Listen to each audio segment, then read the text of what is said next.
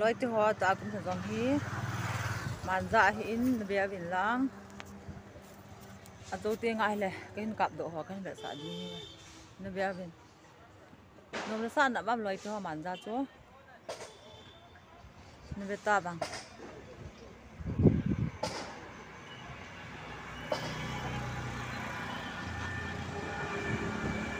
lang na di pu loi tho di pu zo na ro lam pi lang hi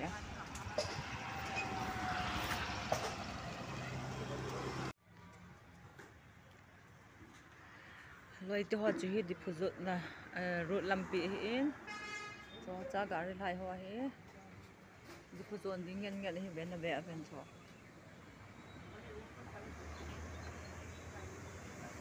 gari lai thau sang na loi ti ho ban ha jong kar khat hang thai ki na di phu road lang he lai ho na be aven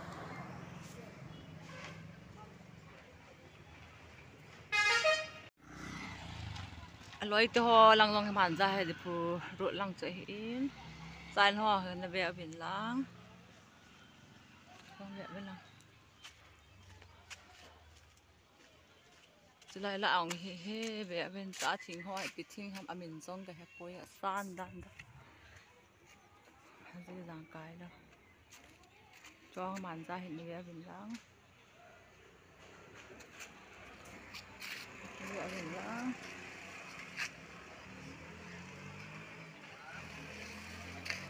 về không về lối thì họ tu giang kia một phần cô cái việc nói cái để tu tiếng can đi ta cũng để hi để màn dạ hin thì bùi ruộng là ruộng làm pi lăng hi lối thì họ rồi tên là cái việc xả đi của hi là việc lối thon việc bò tu cái gì mà giống hi màn dạ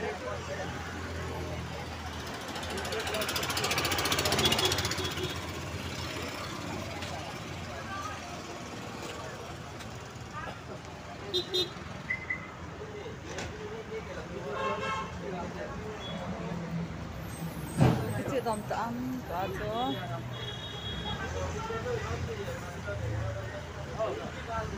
lúc tuần nó sao nào mà lôi cho họ mặn ra chỗ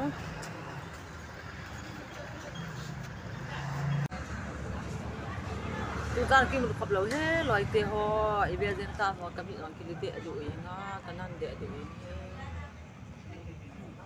ta bằng vợ xưa ta cái nặng